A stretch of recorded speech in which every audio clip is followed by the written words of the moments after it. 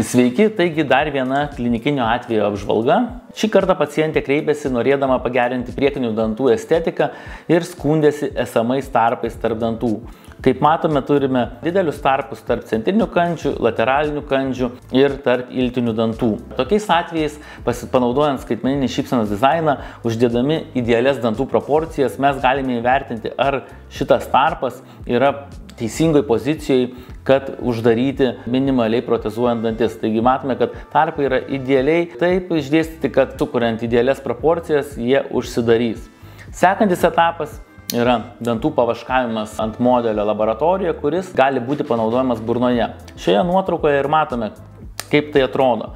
Tai reiškia, dar prieš šlifuojant, liečiant dantis, forma pernešama ant dantų ir yra įvertinama, ar forma atitinka lūkesčius paciento ir gydytojo, ir tik tuomet einamas prie sekančio etapo, kuris yra dantų šlifavimas.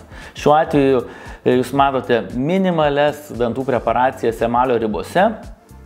O kokios jos minimalios, tai parodo ši nuotrauka, kuomet čia yra milimetro riba. Taigi matome, kad dantis nušlifuotas ypatingai mažai, tik tai keli šimtai mikronų tam, kad uždėti minimaliai invazyvę laminatę. Taip dantis nepraranda nei savo tvirtumo, nei ilgamžiškumo. Matome šypseną po, kuri išpildė pilnai pacientės lūkesčius, turime uždarytus tarpus tarp dantų, turime idealias dantų proporcijas, turime natūralią dantų formą ir spalvą, kuri buvo pritaikyta prie esamų pacientės natūralių dantų. Taigi buvo pilnai išpildyti pacientės pageidavimai, sukurti estetišką ir natūralią šypseną.